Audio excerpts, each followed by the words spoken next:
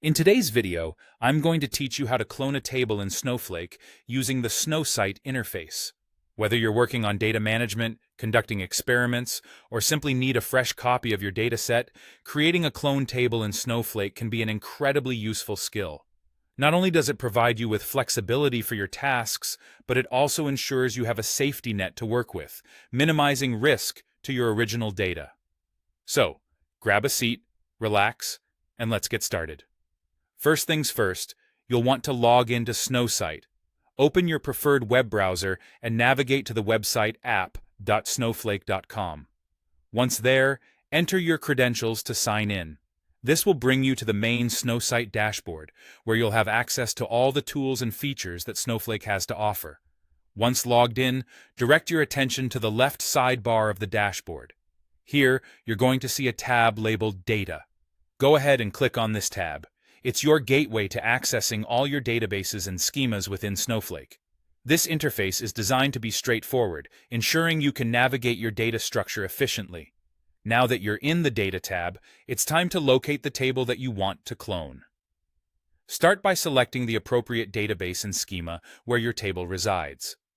With that selected, scroll down through the list until you find the specific table you're interested in cloning.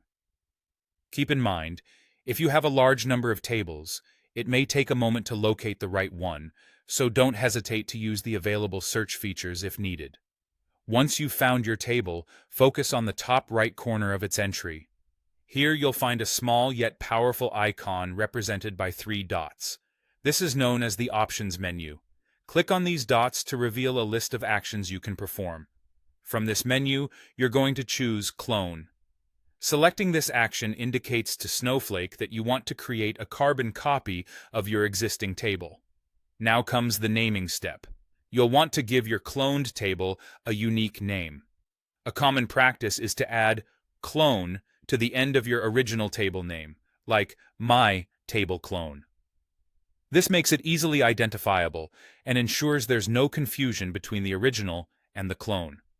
When naming your clone, double-check that it's being saved in the correct schema, as this can prevent mix-ups and keep your data organized.